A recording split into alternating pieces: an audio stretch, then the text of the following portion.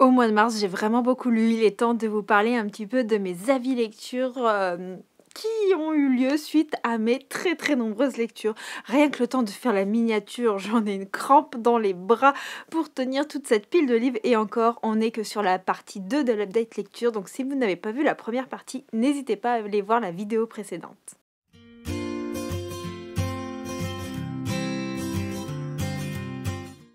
Hello maître et érudit de la citadelle, c'est Johanna. Je suis ravie de vous retrouver aujourd'hui pour une nouvelle vidéo update lecture sur mes lectures du mois de mars. On est ici sur la partie 2, donc si vous n'avez pas vu la partie 1 et que vous voulez connaître mes statistiques de lecture et mes avis sur les précédents livres lus, n'hésitez pas à aller voir la vidéo qui date d'il y a quelques jours. Et sinon, vous pouvez enchaîner avec cette vidéo où on va parler de la suite de mes lectures. Il y a encore pas mal de livres, donc une petite boisson pour s'hydrater, ça fait du bien. Et puis pourquoi pas commencer l'update lecture dès maintenant. Mais avant, n'hésitez pas à liker la vidéo et à mettre pourquoi pas des petits commentaires pour me donner vos avis sur les livres lus. Si vous êtes trop timide ou vous ne savez pas quoi dire des petites piles de livres, ça fait toujours plaisir et ça montrera à quel point le mois de mars a été prolifique en lecture. Et n'hésitez pas à vous abonner si ce n'est pas déjà fait, que le contenu vous plaît pour ne pas louper les prochaines parutions. Sur ce trêve de blabla, on va rentrer dans le vif du sujet avec une de mes lectures du mois de mars qui a été un coup de cœur pour beaucoup de monde sur la sphère littéraire. Il s'agit de La résilience des fleurs sauvages de Michaela Smeltzer. Alors, j'ai commencé ce livre, j'étais très dubitative. J'étais en mode, je comprends pas les nombreux coups de cœur, je ne comprends pas les nombreux coups de cœur. Et en fait, j'ai lu la fin et j'ai terminé en PLS, les larmes coulaient toutes seules et je savais pas ce qui m'arrivait, ma vie n'avait plus aucun sens. Mais vous allez me dire, Johanna, de quoi ça parle? Parce que c'est bien beau de nous donner tes états d'âme, mais si tu ne nous dis pas de quoi traite cette lecture, ça ne va pas nous aider à savoir si ce livre est fait pour nous ou pas. D'ailleurs, si vous l'avez lu, n'hésitez pas à me donner votre avis dessus. Alors, on suit une héroïne, elle a 18 ans. Elle a un nouveau voisin de 31 ans qui aménage à côté de chez elle. Elle vit encore avec sa mère, sa sœur et ainsi de suite. Lui, c'est un père célibataire et tout ça, il vient de se séparer. Elle vient de terminer le lycée, elle travaille un petit peu avec sa mère, elle sait pas trop ce qu'elle veut faire de sa vie. Et tous deux, en fait, le voisin et elle vont tisser un lien. Ce lien va être travaillé parce qu'elle va être la babysitter de son fils, mais aussi parce qu'en fait, lui va avoir une petite connexion avec elle. Et on a une relation assez saine qui se crée entre les deux personnes sont majeures et ainsi de suite. Sauf que vous vous doutez qu'il n'y aurait pas de romance si tout était rose et si tout était simple. Comme je vous l'ai dit, on est dans une romance qui est assez douce, mais qui est totalement bouleversante.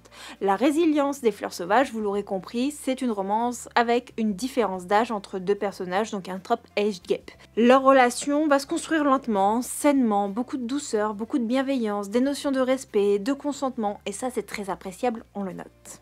La plume de l'autrice, elle est assez fluide, elle est immersive et elle va mettre particulièrement en avant les émotions des personnages et ça c'est quelque chose que j'aime énormément.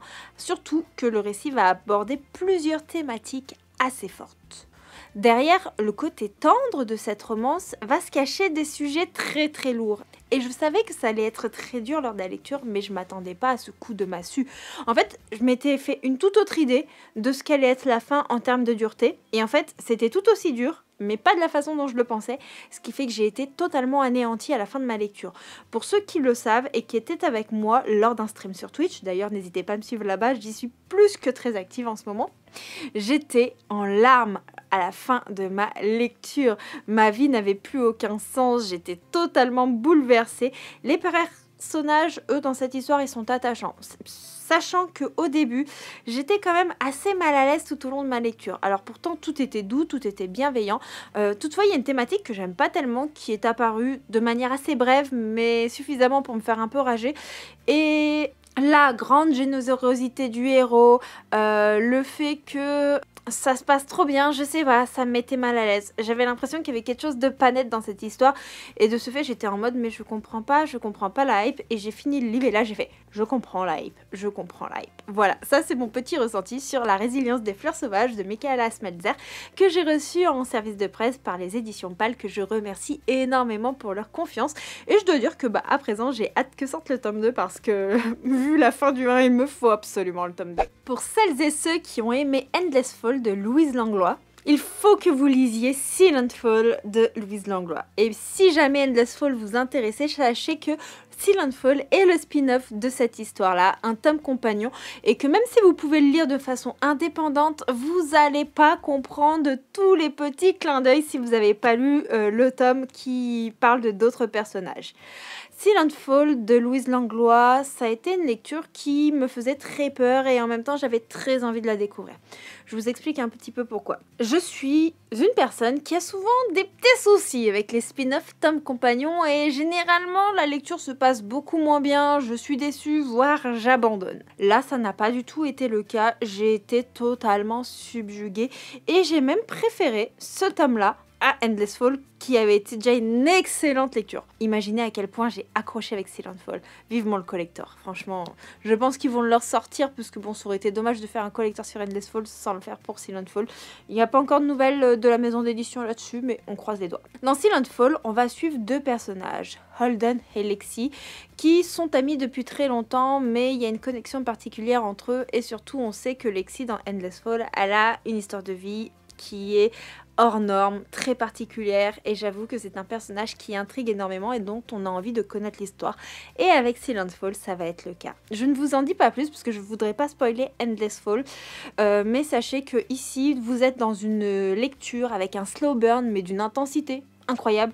Et une histoire qui va vous bouleverser comme pas possible. Sachant que j'ai vraiment enchaîné la résilience des fleurs sauvages avec Silent Fall, imaginez mon état émotionnel à la fin de ces deux lectures, quoi. Complètement détruite, la nana, complètement ravagée. Silent Fall, c'est une histoire qui aborde des sujets forts, qui va aborder des thématiques comme le poids des responsabilités, notamment à des âges auxquels ça ne devrait pas avoir lieu, qui va aborder l'insolitude, mais aussi l'importance d'avoir des personnes autour de nous pour pouvoir faire face à l'atrocité de la vie, si je peux dire ça comme ça. Lexi, c'est une jeune femme qui, même si elle est entourée, elle avance seule. Elle veut pas déranger les gens. Elle a peur de tout perdre si elle s'attache. Et il y a Holden qui est un personnage hyper lumineux, hyper patient. C'est la fidélité même, cet homme-là. Je l'ai adoré, et même si de prime abord on a l'impression que c'est un personnage qui prend tout à la légère, et ben en fait c'est un personnage mais tellement profond, et j'ai trouvé que entre Lexi et Holden il y avait une connexion qui était incroyable, vraiment. Ensemble on sent que tout ce qui les entoure ne peut être que plus fort, que meilleur. Louise Langlois, elle a une plume qui est juste incroyablement sincère, poignante, elle ose mettre des mots là où les choses sont difficiles, et elle a une plume qui est fluide, qui est percutante. Bien que certains aspects par rapport à certaines thématiques que je ne mentionnerai pas pour ne pas spoiler, mais ça contient des trigger warnings, n'hésitez pas à vous renseigner. Les trigger warnings sont toujours indiqués au début de chaque tome chez Nisha, etc. Certains sujets sont simplifiés, mais je pense que si on rentrerait plus dans le détail, on sortirait hors du cadre de la romance, on rentrerait en plein drame, et de ce fait je comprends un petit peu le choix de l'auteur, mais c'est pas pour autant que ces thématiques elles nous font pas réfléchir après coup, et je trouve ça vraiment très intéressant. Cette histoire, comme je vous ai dit, c'est un slow burn qui joue avec les émotions, qui joue avec la tension, et c'était juste incroyable. Les interactions, elles apportent vraiment quelque chose. Ça va pas trop doucement, ça va pas trop vite, c'est vraiment quelque chose d'équilibré. Et comme je vous ai déjà dit, les personnages, ils sont juste exceptionnels. Donc si vous aimez les romances qui sont fortes, qui sont intenses, Silent Fall, c'est fait pour vous. Je continue avec de la romance, mais promis, il y a de la fantaisie également dans cette update lecture pour les plus impatients qui ne lisent absolument pas de romance. Je vais vous parler d'un autre cadeau qu'on m'a fait lors de ces derniers mois. Il s'agit de My High de Liz Stamford, et c'est publié chez Shetterley. Là, on est dans une romance avec du hockey, avec une hôtesse de l'air, une romance qui se passe sous les sphères professionnelle, une romance qui est censée interdite, avec une bonne dose de fun family, d'acceptation de soi. Franchement, ça a été une très bonne lecture. Je l'ai pour ma part écoutée en audio. On va y suivre dans cette histoire Evan Zanders, qui est un joueur de hockey que tout le monde adore détester. Il enchaîne les coups d'un soir, il est un petit peu bagarreur, enfin bref, c'est pas le genre de mec qu'on a envie de fréquenter quand on ne connaît pas réellement qui il est. Et puis il y a Stevie Shea qui elle est hôtesse de l'air et qui va travailler dans le jet qui permet d'emmener les joueurs de hockey d'un point A à un point B pour les différents matchs. Il y a une seule règle en étant hôtesse de l'air pour la société de hockey et tout ça, c'est de ne pas fréquenter les joueurs. Xanders, lui, il a un faible pour Stevie, il va tout faire pour essayer de la mettre dans son lit. Elle va tout faire pour le fuir, surtout que de base, elle aime pas trop sa réputation. Et que Stevie, c'est plutôt une jeune femme qui aime être discrète, qui est pas forcément bien dans sa peau, et qui, de par son histoire familiale et certains membres de sa famille, ou plutôt qui sont certains membres de sa famille, ce sera plus français, ne veut pas se faire remarquer, sauf que Xander va mettre pas mal de moyens pour que Stevie le remarque et elle va apprendre à savoir qui il est vraiment et là, c'est foutu. Clairement, là, c'est foutu. Franchement, j'ai trouvé que la romance, la narration, tout était chouette, tout était touchant, tout était bien amené dans cette petite histoire. Comme je vous ai dit, on a vraiment ce petit côté ok, Found Family en trame de fond et il y a une importance qui est donnée aux animaux parce que Stevie elle a un rêve et c'était tellement beau, j'ai adoré. Franchement, je crois que c'est ma petite partie préférée de l'histoire en tant qu'amoureuse des chiens que je suis. L'écriture elle est fluide, elle est addictive, on a une double narration entre les deux points de vue des personnages qui est assez courant en romance mais qui rajoute vraiment un petit plus pour permettre de comprendre les personnages, comprendre leurs émotions. Il y a de l'humour, de l'action, des sujets profonds tels que l'anxiété. Ça aurait pu d'ailleurs être davantage développé dans cette histoire, mais peut-être que ça aurait donné une ambiance aussi trop dramatique et je pense que c'est peut-être pas ce que voulait l'autrice. En tout cas, moi j'ai passé un très bon moment avec ça, j'ai adoré découvrir les personnages, j'ai adoré les voir évoluer aussi dans leur mentalité, dans leur comportement, j'ai aimé les moments qu'ils ont passés, l'alchimie qu'il y avait entre eux.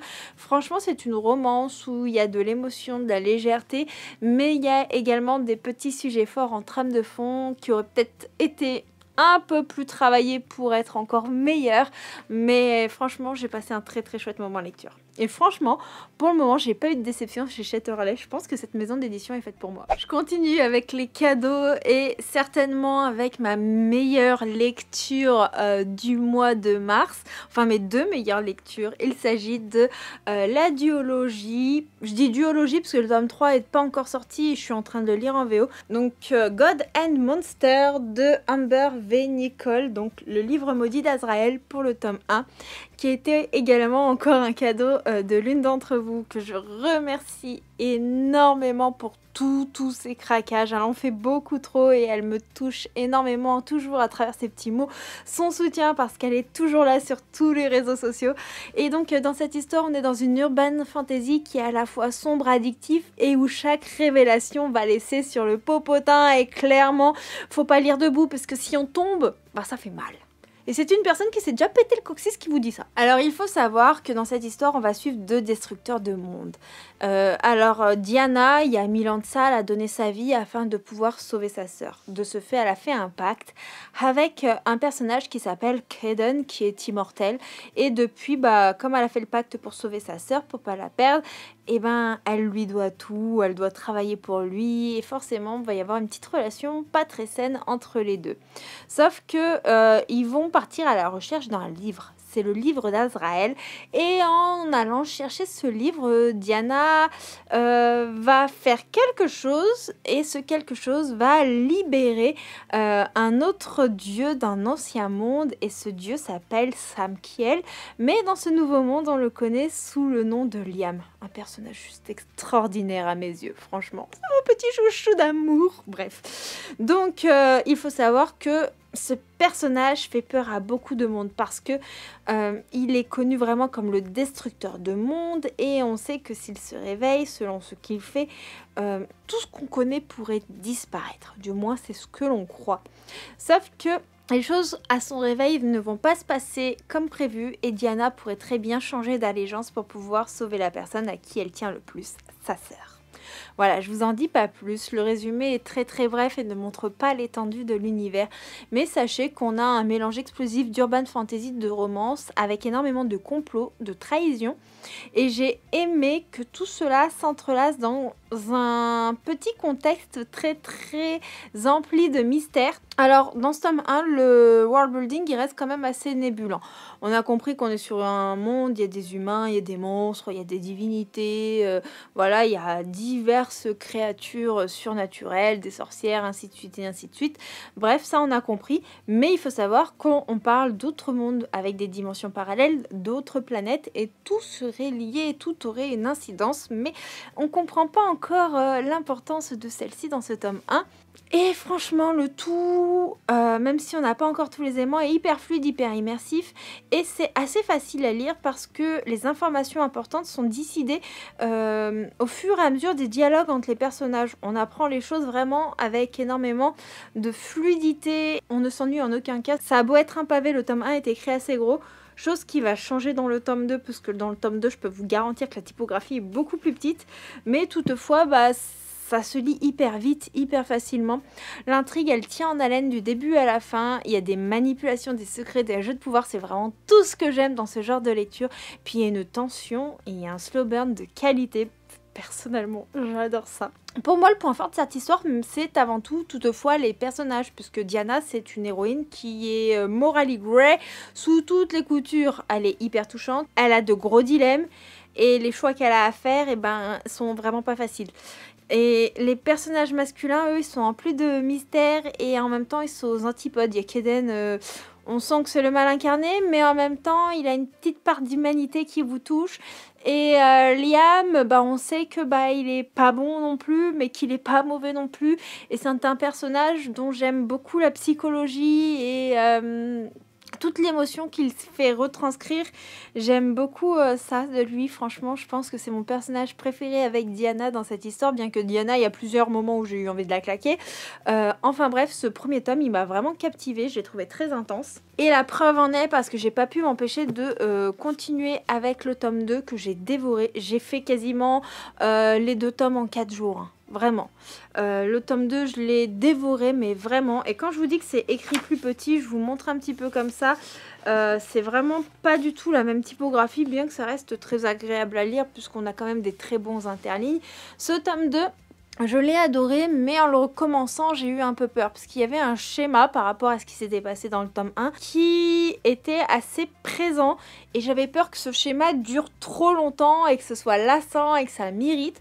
Toutefois, non, ça n'a pas été le cas et j'ai trouvé que c'était très positif pour le coup. Et j'ai aimé encore plus le côté morally grey, le côté méchant qui ressort des personnages, le côté vengeance qui prennent une importance vraiment capitale parce que ça montrait justement à quel point ces personnages immortels pouvaient être humains. En même temps, j'ai adoré le fait que le côté sociopolitique et le côté world building prennent également plus d'importance dans cette histoire, qu'on apprenne énormément plus de choses sur les différents passés des différents personnages et le fait qu'on ait un peu plus de points de vue de personnages aussi parce que ça mettait des personnages secondaires importants à l'histoire en avant et ça permettait de mieux comprendre certains éléments. Franchement, le tout était vraiment passionnant, immersif, addictif. Je me suis doutée de la fin, honnêtement.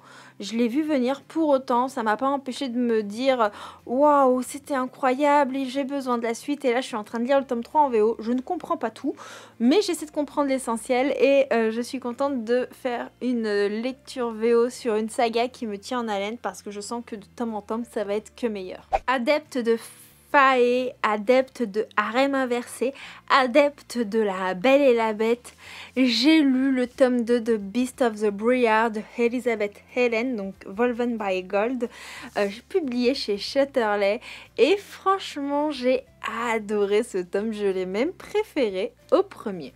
Alors, comme je vous ai dit, les thématiques, vous vous doutez de quoi parle l'histoire. J'ai parlé du tome 1 il n'y a pas si longtemps que ça en update lecture. Et franchement, j'étais très contente de retrouver ce harem inversé, fantasy inspiré de La Belle et la Bête.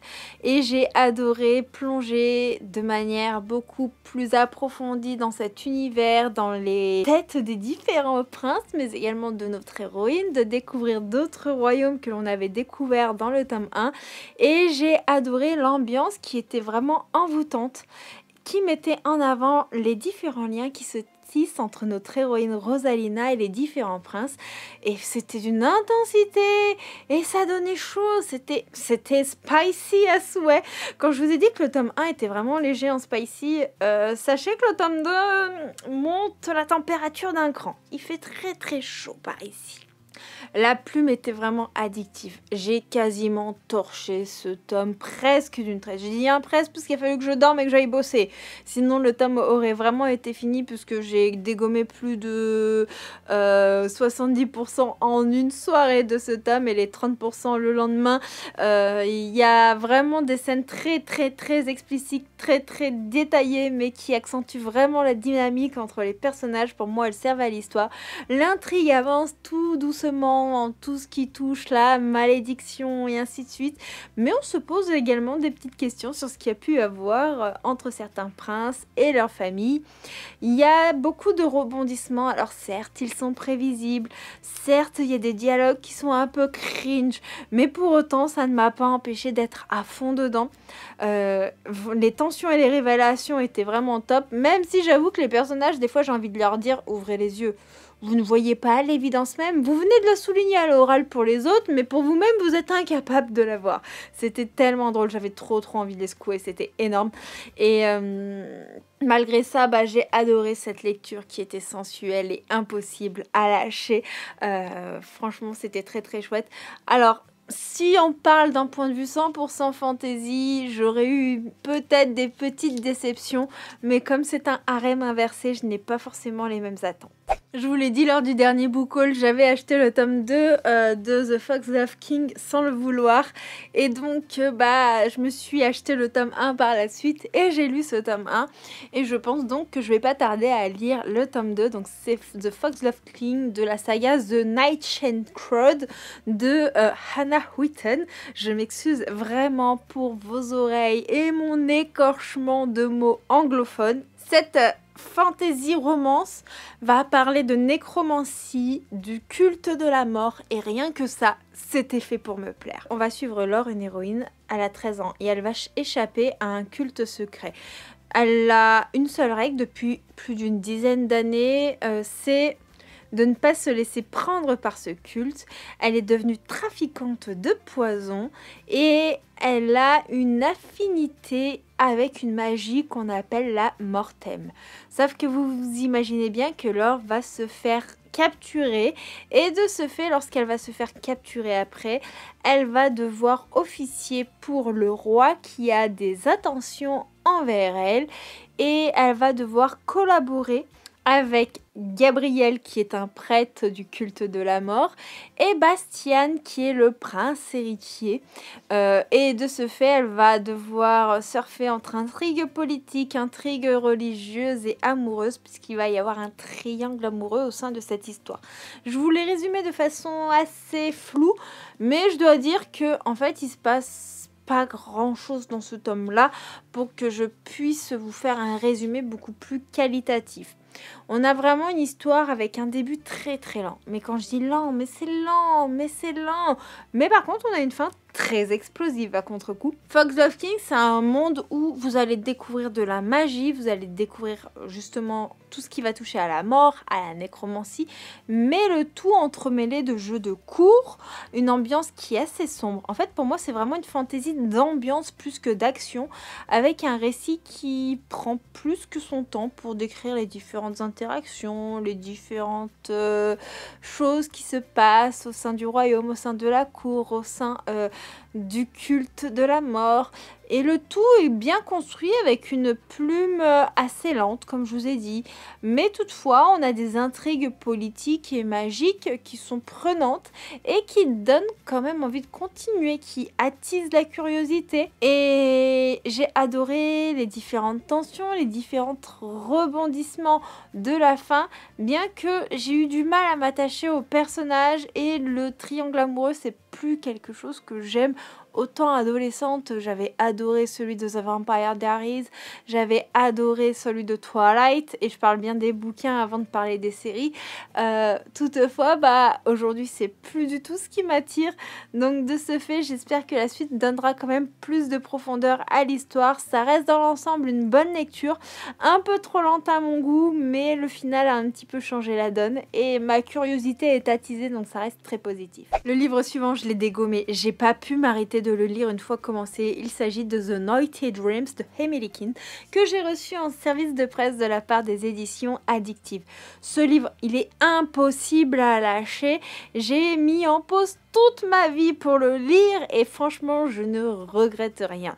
On est sur une excellente lecture. Il faut savoir qu'on va suivre un personnage qui s'appelle Maxine, qui vivait en Nouvelle-Zélande avec son fils, et il va revenir sur le territoire des États-Unis. Il va aller squatter chez un de ses potes et associés, Oscar, avec qui il a créé une entreprise qui s'appelle Naughty Dreams. Donc le titre est quand même très évocateur de ce qui s'y passe. On est franchement dans le commerce de la sensualité, et bien plus encore. On est vraiment à la frontière du désir et ainsi de suite. Et de ce fait, ils gèrent des clubs avec une certaine modernité. Chacun a sa partie. Et ils ont plusieurs clubs. Mais il faut savoir que sous le toit de l'associé de Maxine vit la fille de celui-ci, Sol. Elle a 20 ans. Lui, Maxine, il a 36 ans. Et Sol, elle a réussi à se faire embaucher, bien que son père ne le sache pas, sous une fausse identité dans un des clubs. Et elle fait partie des danseuses, on va dire, les plus demandées. Maxime va aller voir comment ça se passe dans les clubs, parce que lui, il gère juste la partie internet et ainsi de suite, de loin, comme il ne vivait pas à côté. Et il va voir une danseuse qui va le captiver. Sauf qu'il ne s'attendait pas à ce que ce soit Sol, la fille de son associé. Et il ne l'a pas forcément reconnue tout de suite, je vous le garantis. Et forcément, la cohabitation entre les deux, sachant que Sol avait bien reconnu Maxine, va être très, très, très caliente, très tendue. Franchement, c'était palpitant comme histoire, palpitant. Alors ce livre, il m'a obsédée, comme je vous l'ai dit. La romance, elle est brûlante, drôle et tendue. L'atmosphère familiale qu'on a à travers le petit garçon de Maxime, mais aussi les parents, le frère de notre héroïne, ainsi de suite, rajoute un petit plus, un petit côté réconfortant. Et il y a de l'humour, il y a du show, tout est équilibré à la perfection.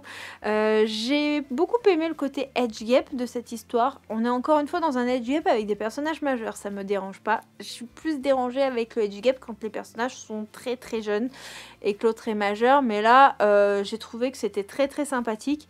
Il n'y avait pas de malaise, juste beaucoup d'alchimie entre les personnages, et ça c'est génial. Et les personnages, c'était très touchant, ils ont chacun leur histoire et c'était juste top. Franchement, j'ai rien d'autre à vous dire. C'était une romance qui m'a fait passer un très très bon moment. J'ai lu la suite d'un webtoon. Il s'agit de Dark Moon de Hybe et de Henaipen. Ici, on est dans un harem inversé vampire, loup-garou. Je vous montre très rapidement des petites planches pour ne pas vous spoiler, mais je le trouve vraiment trop choupinou, même dans des scènes un petit peu plus sanglantes. Je trouve le graphisme vraiment très très sympa.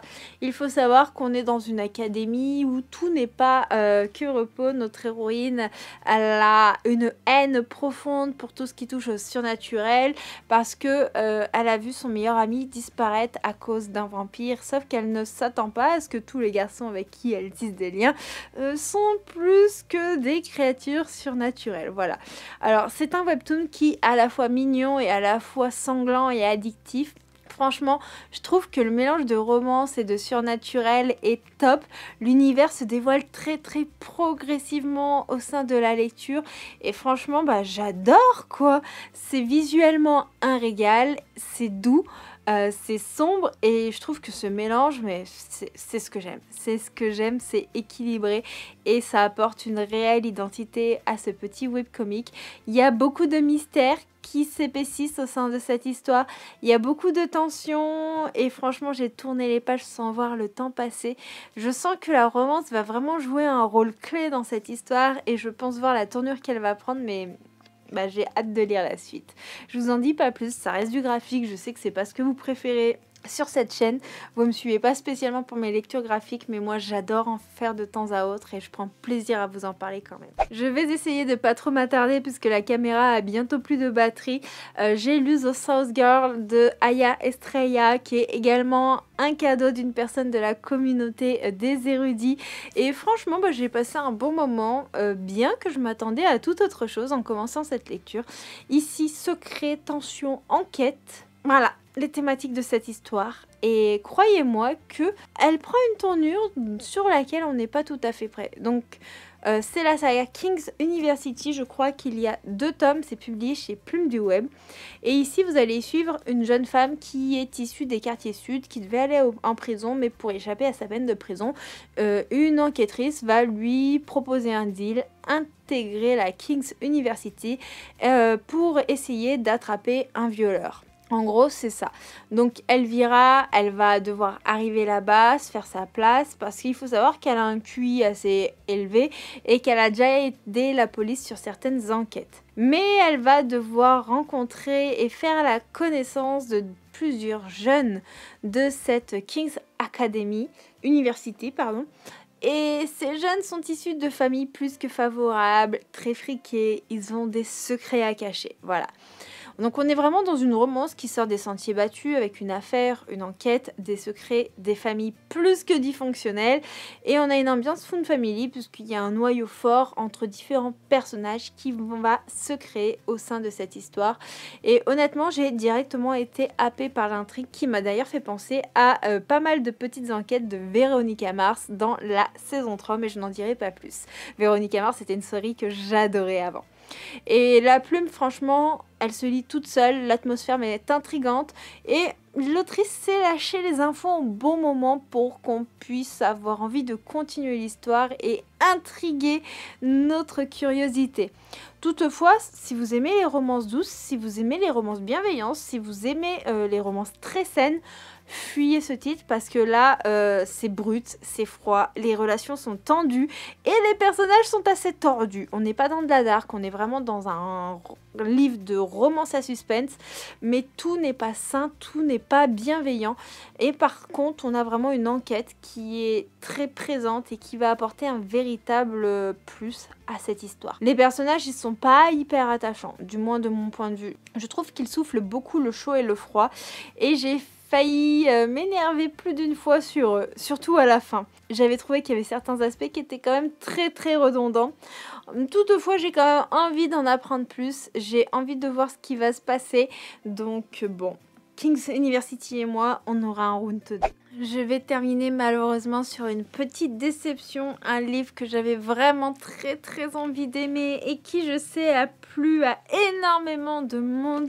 Il s'agit de L'Arène, donc le tome 1 de l'Empire des monstres de Orlan Grey.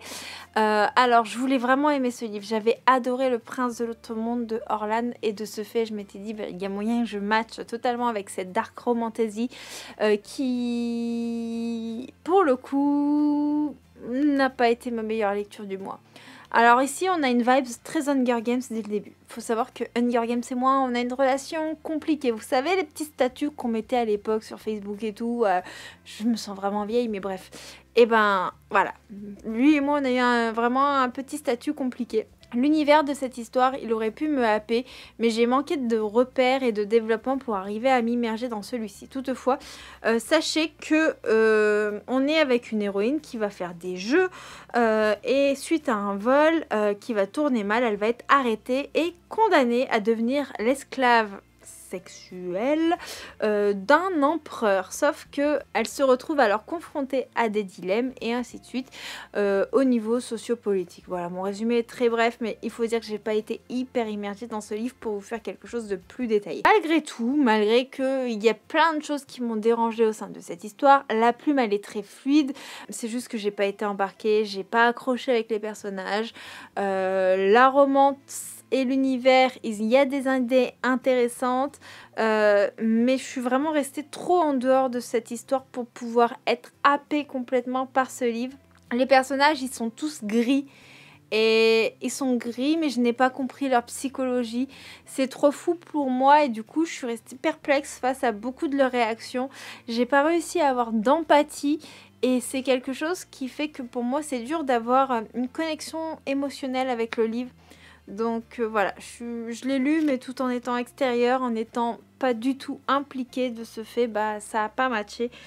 Alors que bah de base je pense qu'il y avait quand même un bon concept qui aurait pu... Voilà, ce sera tout pour cette update lecture et la partie 2 de ce point lecture. J'espère que la vidéo vous aura plu.